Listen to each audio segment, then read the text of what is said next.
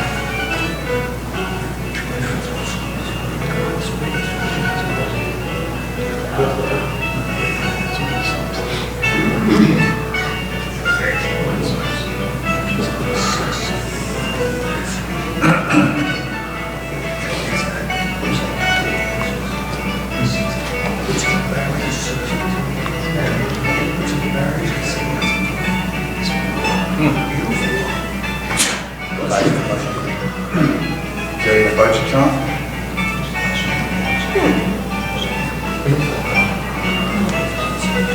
Budget, huh? What's that? Is that in the budget? From my budget. That's somebody's department, not it?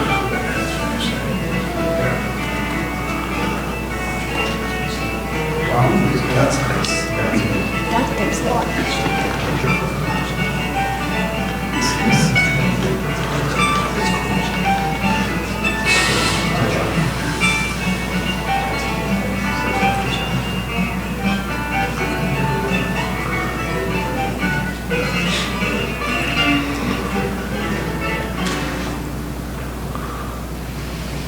Fancy.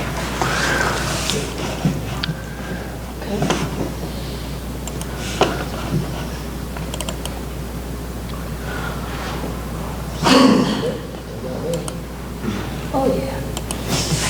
I'm sorry, too complicated. I'm done.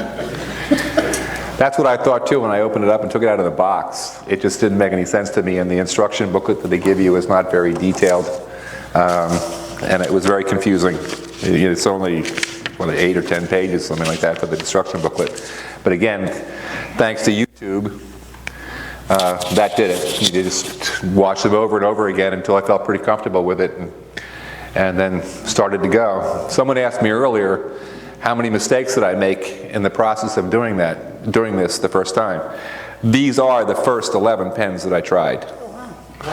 So I didn't, I'm not really pleased. One of these is the crosshatch pattern that for some reason, I'm not sure why, but it's lighter on one side than it is on the other. It's like deeper. And I don't know why that occurred, but The blank's out around. no, the blank was not out around. Really? Yeah, it's almost something like something in here was not right, or I had the thing too tight or something like that. I'm not sure exactly the reason. But I purchased this directly from Beall. You can also get it from a number of the other woodworking stores, but I thought, for the same price, might as well let them, Beall, make more of the profit. This unit cost me $329. It comes with what you see here, plus the set of gears.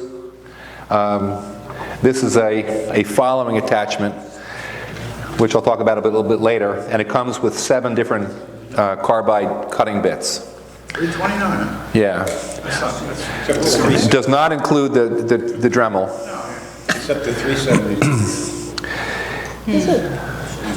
The tool will accept the Dremel tool, a Fordham tool, and a Praxon tool. Except with the Praxon, you have to buy a different adapter, that you have to buy from Beall. It's recommended. Everybody recommends, all the different videos that I saw recommend using the Praxon because it's quieter and it produces less vibration than the Dremel tool. So I'll probably pick up one at some particular point.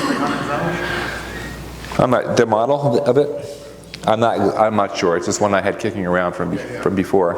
So what does this Praxol tool cost? It's about the same price. It's about $50, $60 range. Doug, how long does it take to make, to do one? I don't know, 5 minutes, 6 minutes. We're going to actually do a couple of them here, so you'll actually see the process. There's a couple different recommendations they come through with in preparing the blanks, and what I did was I made about 20 blanks, bought a bunch of blank tubes from Penn State and made the blanks. And what they suggest is that you basically make them pretty consistently as far as the thickness is concerned. They recommend for the Gatsby pen, which these all are, it's about a 1/2 inch thick. And then taper the ends down to fit the barrels, to fit the spacer on the tool. And I haven't tried it yet, but this also will work with curved pen barrels. Right now, this thing actually, it rides on this rail down here actually is the depth stop. So the way it's set up right now, the depth is going to be the same all the way across. But you do have the option of using this device, which actually will ride across the top of the pen blank. So if you have a curve in the pen blank, will actually do that. But something interesting too, it's in watching one of Beall's videos, and I didn't do this, but he recommends that you don't glue the pen blanks in before you actually turn them. That way you're not, if you do something wrong, you're not wasting both the brass barrel and the wood piece itself. I tried a number of different kinds of woods in here. I thought I wanted to test out to see, tight grain, open grain, things of that nature.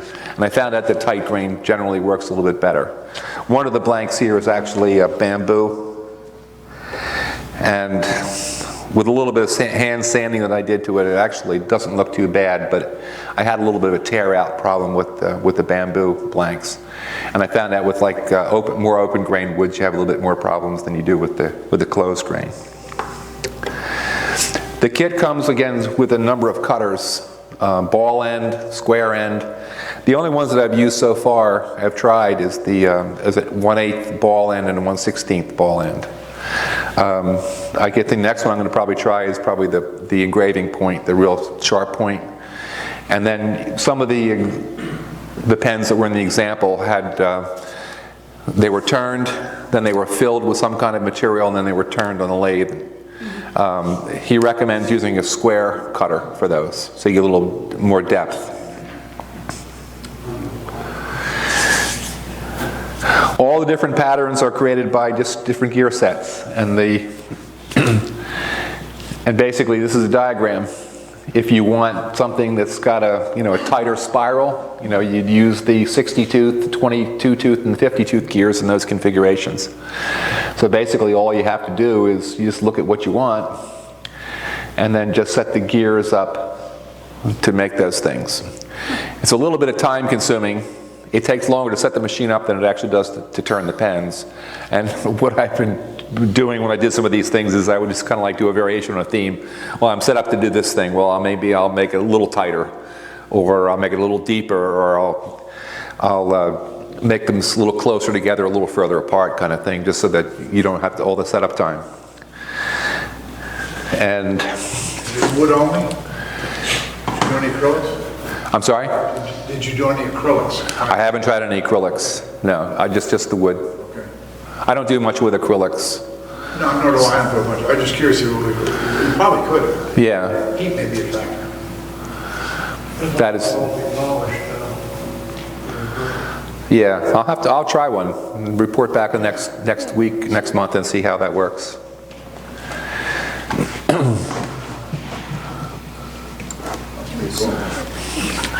Now, to get the wavy pattern, what he calls a galoche pattern, you actually use this linkage arm that you attach to the pen, and actually, in addition to this spiraling in a certain way as it advances, and it also takes the pen and twists it back and forth. On this indexing wheel here, there's 24 positions. I've not done anything closer than about 3 positions so far. But you could, if you had a fine enough thing, you could actually just increment it by 1 and get 24 lines across with the pen. A couple of these this is a 6-sided, and I did one that was an 8-sided. That's the... You sleep thinking about jokes. Yeah. Is that design just for pens, or you could use different size barrels to make designs on different things? I suppose you could. Anything that you could mount on a 7mm pen mandrel would work. You probably do have some limitations, because I don't know if you can get the cutter high enough or something like that. So you use the same bushings, Doug? You basically use the same angle, same bushings to turn. Yes. Okay.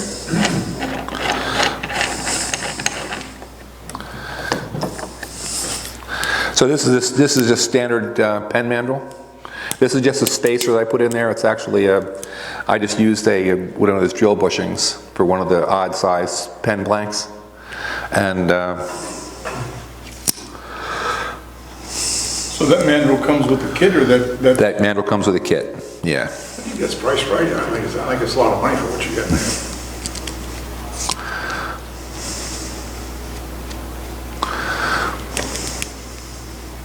So for both of them, please.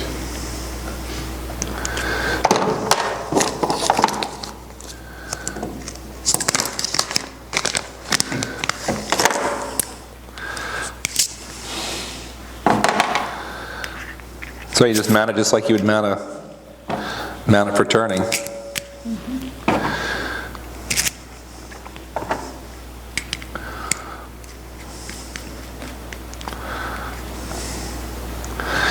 And then he suggests using this lock nut just to keep it from vibrating. I've never had that problem with it. I'm not even sure you really need to use it, but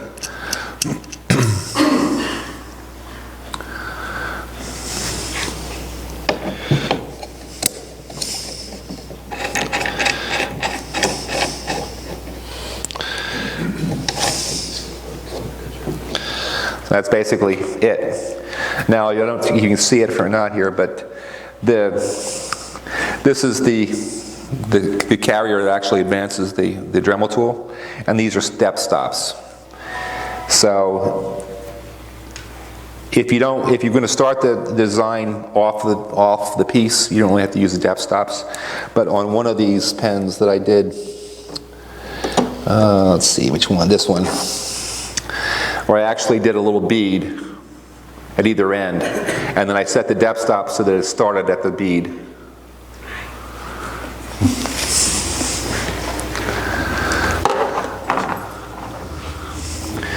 Now I think this was set up to do one of the galoche patterns, so we'll just...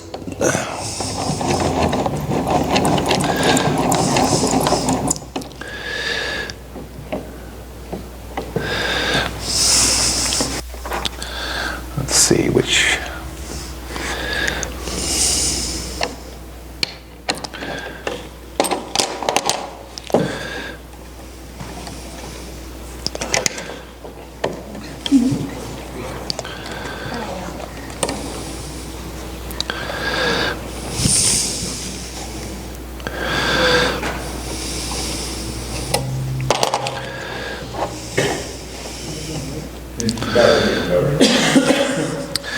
Okay. I said you weren't trying to do it.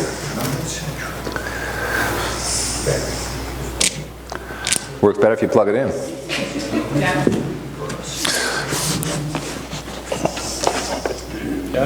Yes.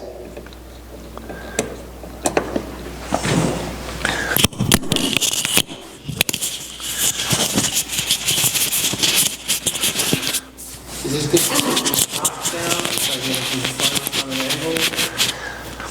I think probably front on an angle, probably looking in this way probably is the best thing.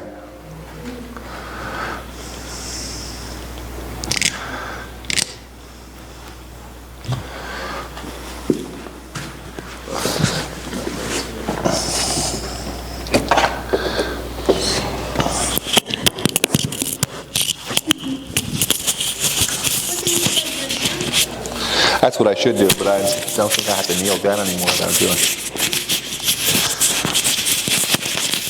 Don't stand up.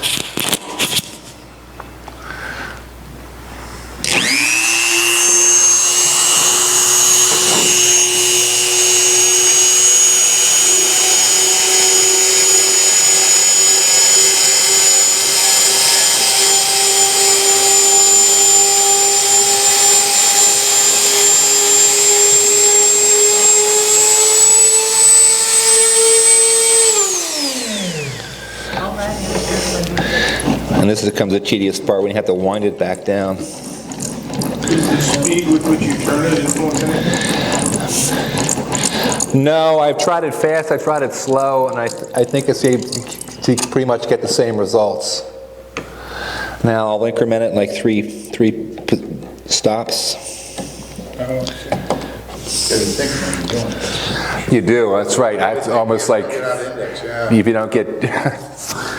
When I was doing this one, I think this was actually a failed one. It actually worked out, actually. But this is kind of where it gets tedious, but...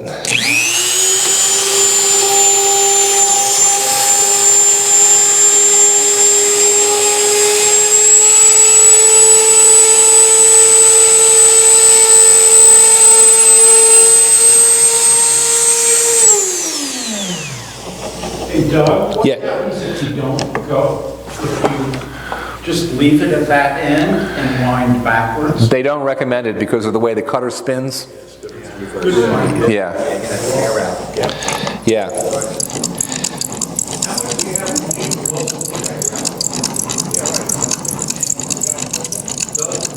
How much of the barrel do you have to leave above the bushing?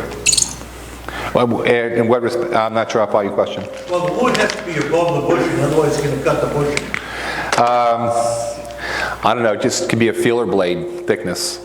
You know, a couple thousandths is all you need. Did you make those blanks yourself? Regular wood, square blank? Yes. So then you prepare it right before you're gonna put it on, put the bed together, and then you use that, you take it apart and you finish it. And this is just putting a design on it. Yes. Yes.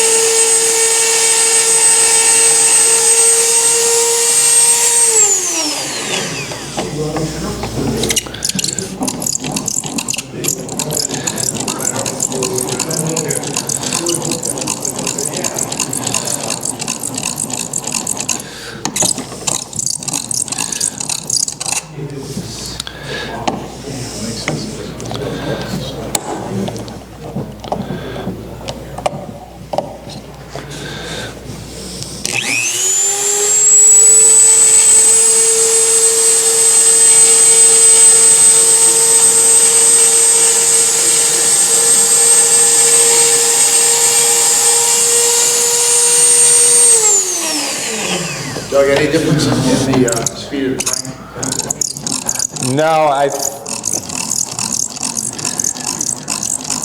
one of the videos that I saw online suggested that you want to be pretty consistent or like pretty even, and they actually showed some examples of how it goes a little bit rough or a little jagged. But I've done it fast, I've done it slow, and I didn't seem to get the same results. So.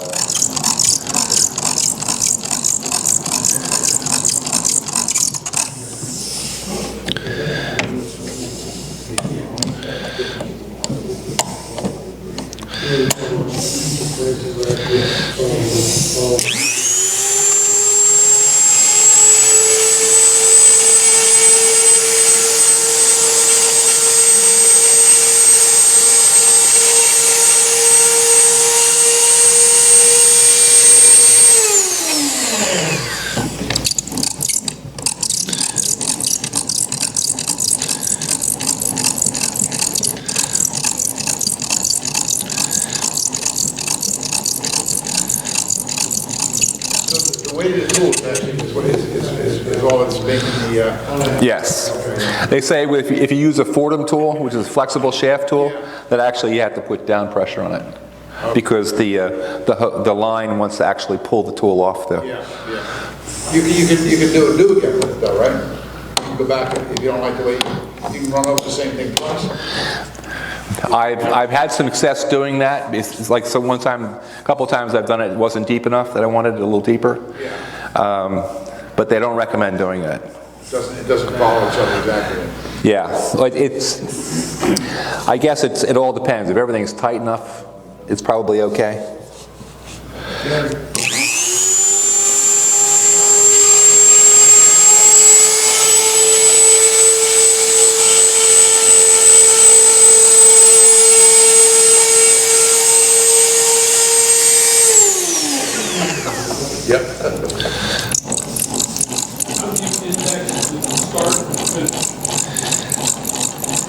You just pick a point. For a starting point, you just pick a point, anywhere you want.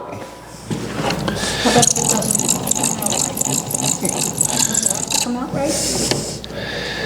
I mean, does it have to? If you keep on counting and you do the same number of increments each time, it's going to come out right.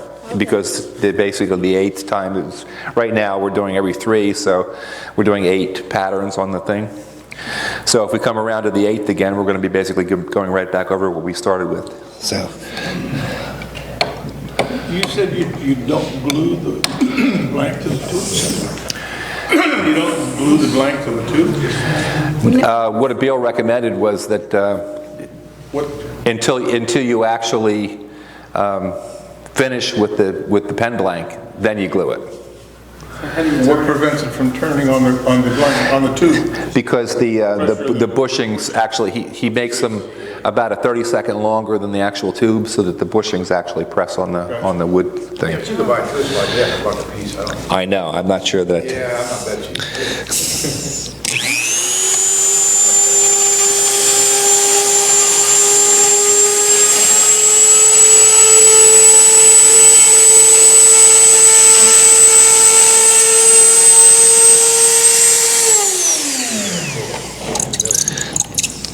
For some reason, it's harder to turn backwards than it is to turn forward.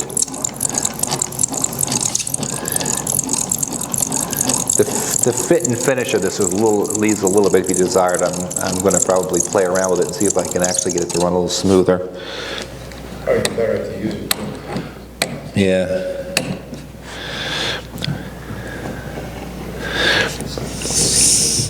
So I've lost count. Is that number 8? Yeah, just slide it in.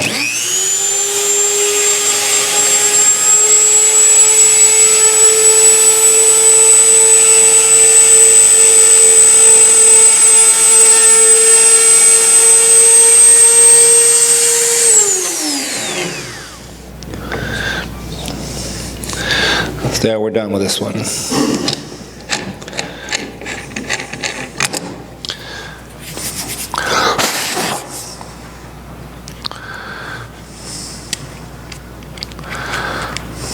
What do they suggest in finishing, like how to get inside the...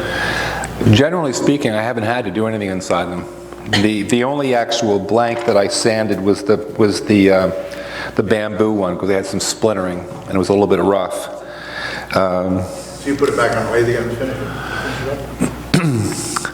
it? No, it's some of the more aggressive ones, like the galoche pattern, like this one, and I think even more so this one, that has a real aggressive pattern on it. It's pretty deep. I put it back on the lathe, and I just kind of sanded it a little bit rough, like 400 grit, just to take the edge off. And what kind of finish do you put on? These are all sprayed with lacquer, maybe 2-3 coats of lacquer. And some of them I buffed. The ones that are more aggressive, like the galoche patterns. Use the Beall buff system? The Beall buff system, yes. It just pulls the fibers right out of the buffing wheel. But the smoother ones, they buff pretty well. But I found out pretty much that you don't really have to. Don't have to buff them.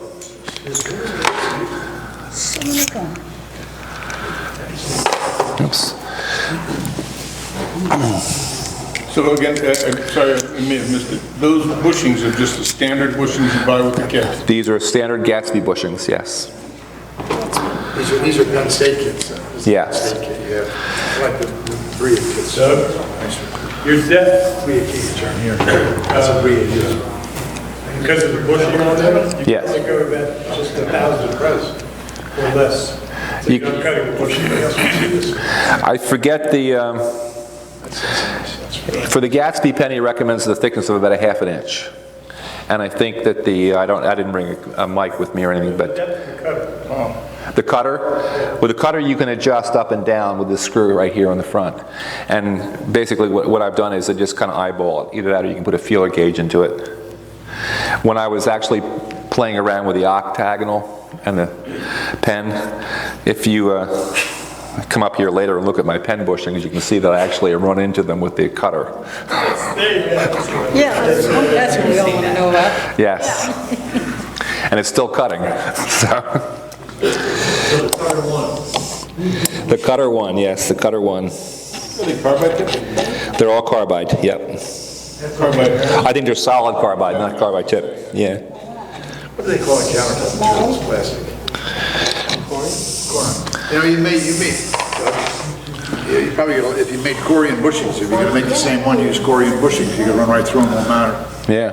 You know, after a while, because that's gonna eventually play havoc with the carbide. Well, the nice thing about these bits, though, the carbide bits are like $4 a piece, so I mean it's... Now we're going to kind of do a spiral. And this is where this thing gets kind of cumbersome, is which actually when you have to take all these gears and things off. I wish there was a faster way to do this, but... Yeah, it should be something. So you finish it and everything first, and this is your last step. What do you mean by finishing it? No, actually, Lacquer and stuff. I do that last. That's the last step. Yeah.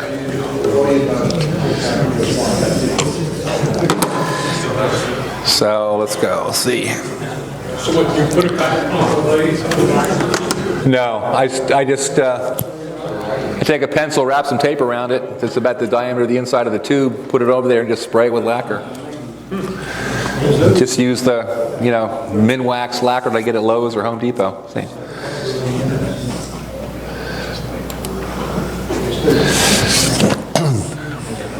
So which spiral should we make? You want to make a gentle one, a more moderate twist? Moderate twist. Like maybe this one over here? This 3 down on the left? Okay. What do you think? Okay. That changes every single year. Oh, I've used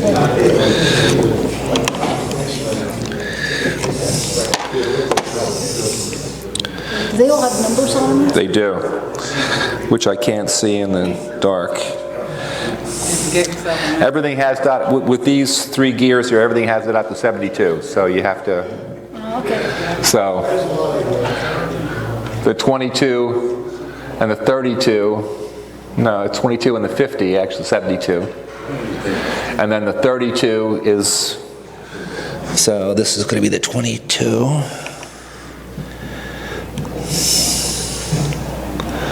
Assume these gears are clearly marked. They are.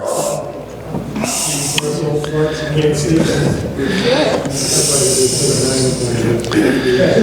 Let's see, we need the 50.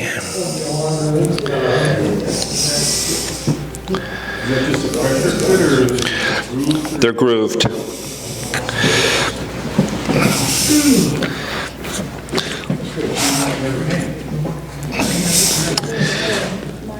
Yeah, right?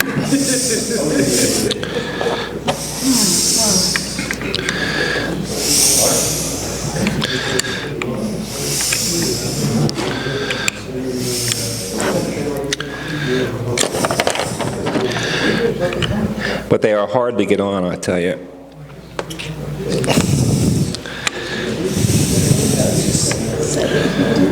Right? You do 100 pounds and say that. You're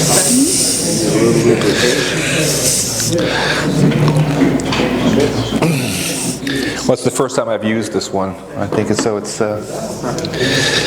it's probably, yeah, it's really tight.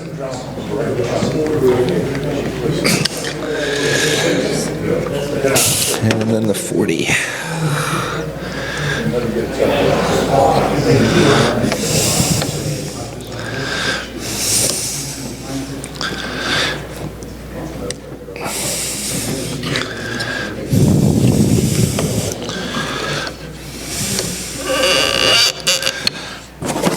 So we will have to line up the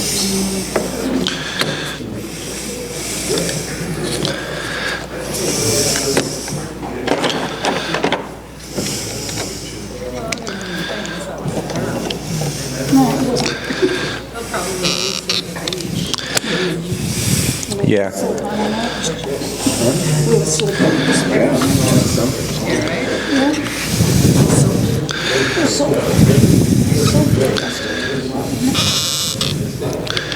You might use soap. Well, they are notched, so.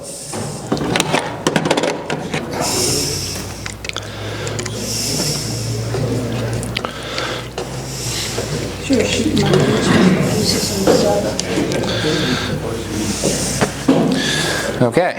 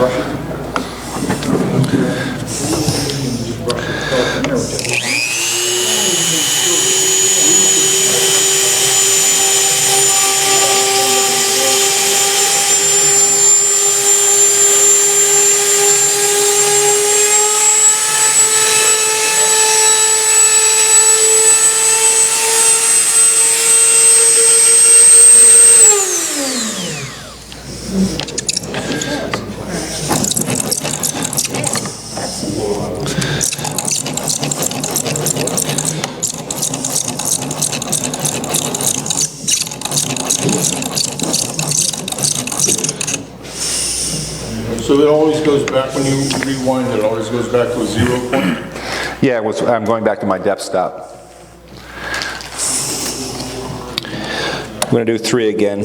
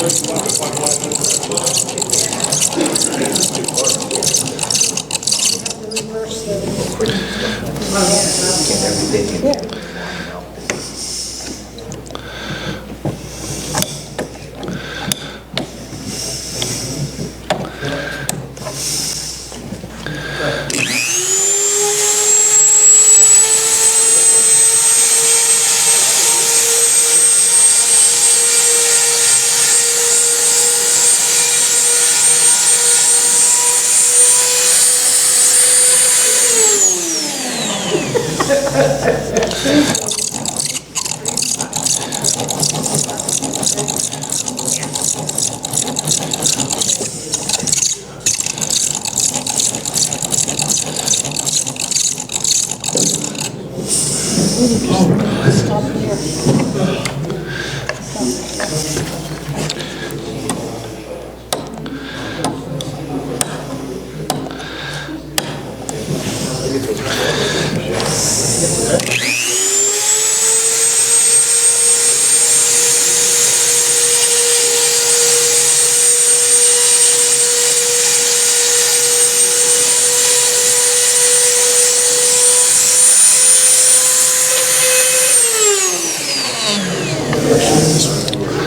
Now, actually, I could keep on going on this thing, but I kind of like this pattern, so we'll just kind of leave it there. Look, if you turn that whole thing, if you turn that blank around, would you get a crosshatch pattern out of that? This has a reversing feature, Well, there you go. so I can actually reverse it and do the crosshatch pattern if I You want. wouldn't have to turn the whole Which page. cutter works the best though? The only ones that I've used so far are the 1/8 and the 1/16, and I guess it depends on which you want. The Straight or ball? ball. Oh, ball, okay. Yeah, I haven't tried at all the any of the other cutters yet. I think you'd spend some time with that, actually. You could. Yeah, I think so, yeah. Yeah.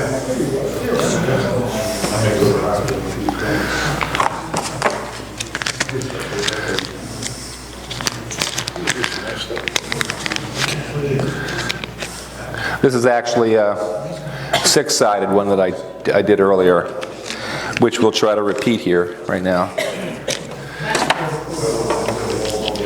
You gotta change all the gear systems? For the 6-sided one, no. It's Anybody next to them around? Yeah, they're coming around. yeah, they're coming around. Oh, yeah. There you go. Yeah, they're coming.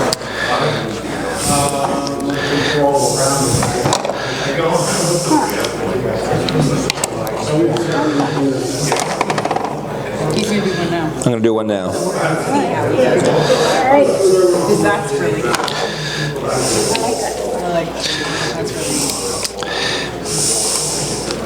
Yeah, I could do that on a sander. It's not gonna be quite that precise.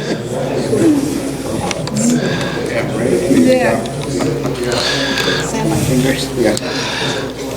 I've done that before. Now what I'm doing for this is we don't want this thing to rotate, the pen blank to rotate. We only want this thing to advance. So I'm taking off one of the drive gears so that it will not turn the pen, and I'm putting the galoche attachment on so that it will not rotate. It kind of locks it in place. Okay. And then I'm going to use the 1/8 cutter for this one, not the 16th.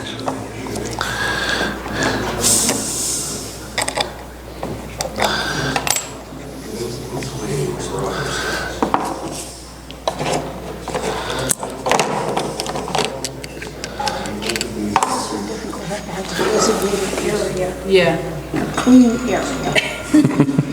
Right?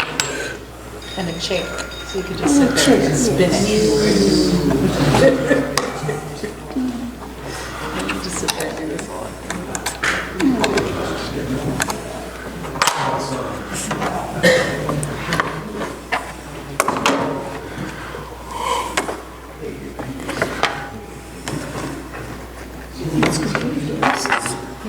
It's computer games. It's got a product.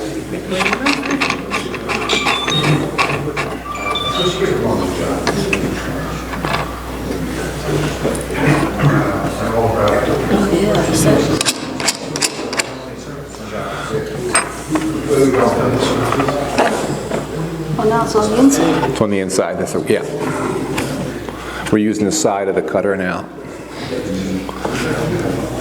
You're gonna drop it way down. Yeah.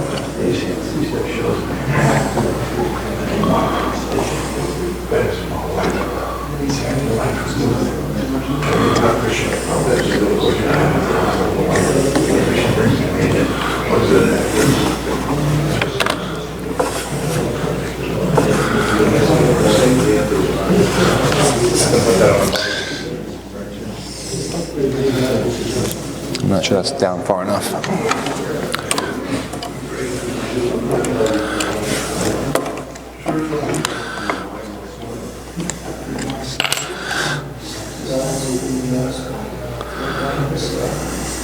Matters of the depth of your leg. Setting the height of the It's actually, we're actually doing it behind, and it has to be long enough to, yeah, and I think I have to take this off to do it, actually.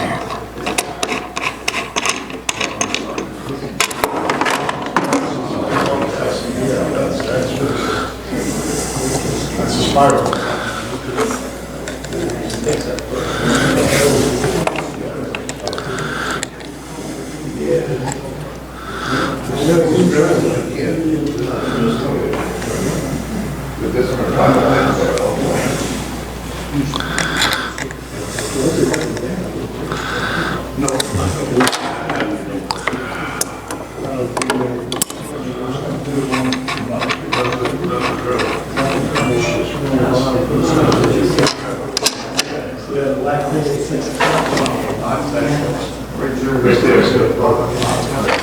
Okay.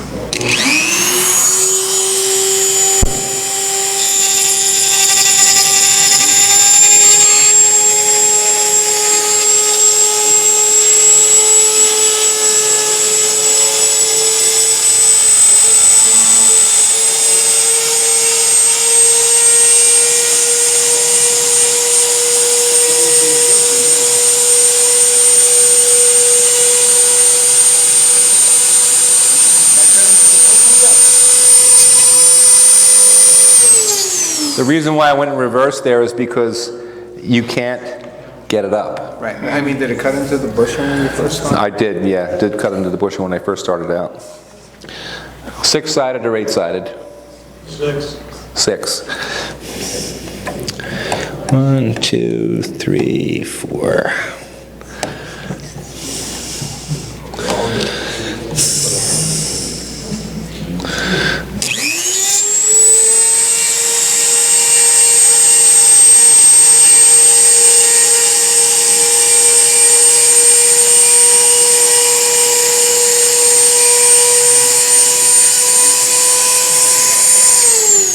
Oops.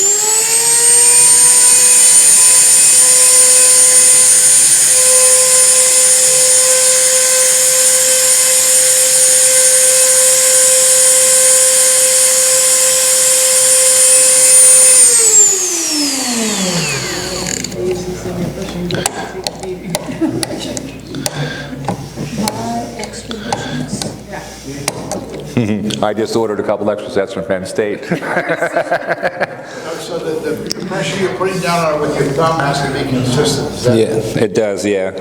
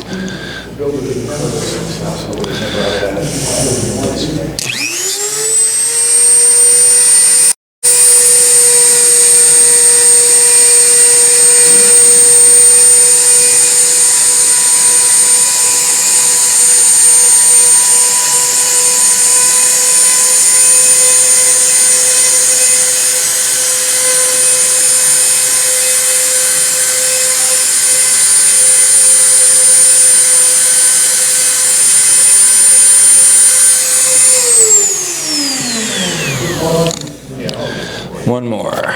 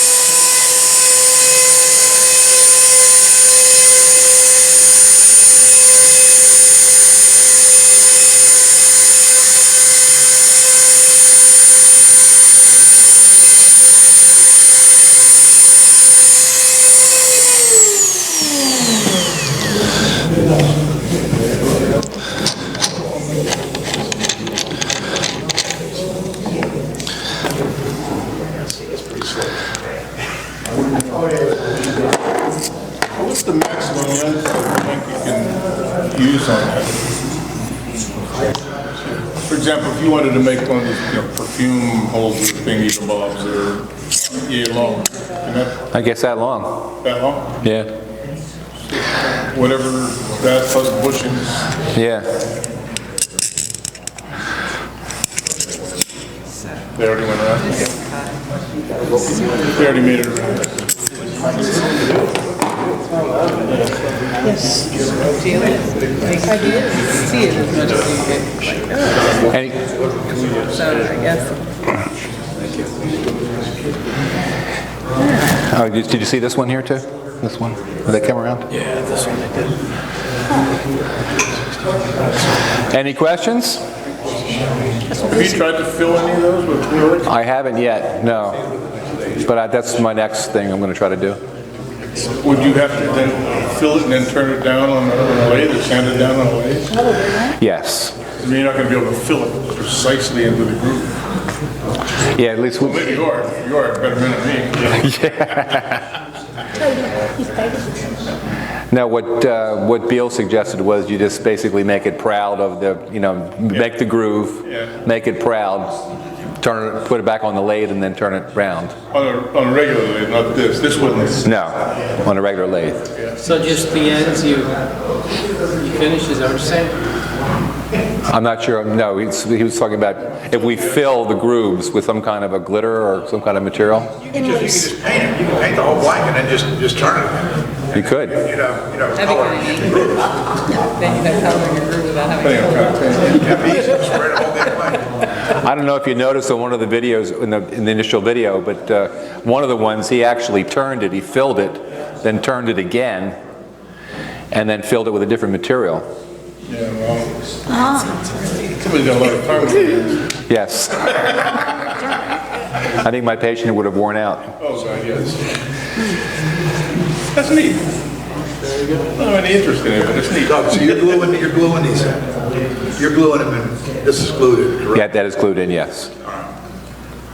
I found that in some kits, they tell you, like I was doing one last night, 27/64 drill bit.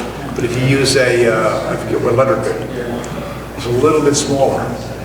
You'll get a better center on it. So if you look at this, it's slightly off. The bushing, the brass line are slightly off.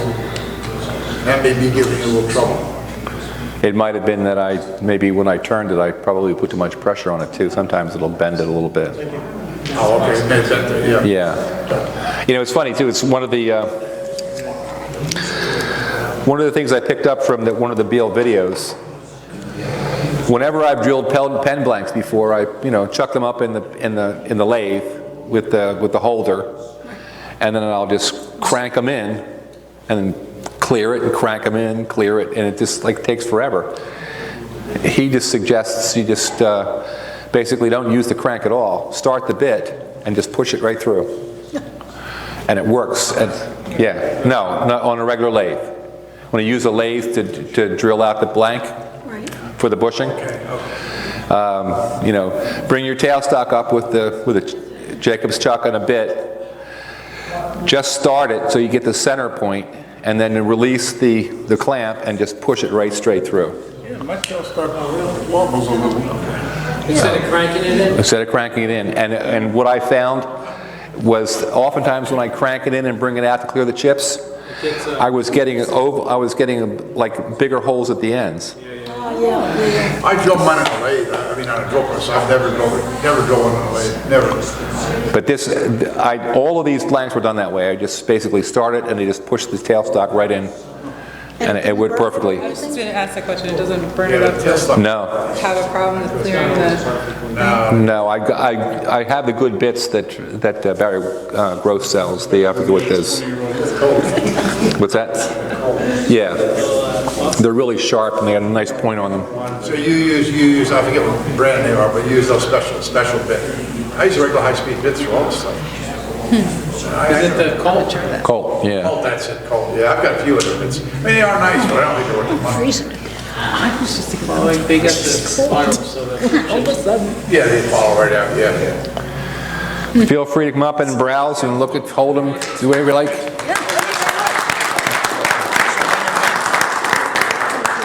There is. And now that I'm retired,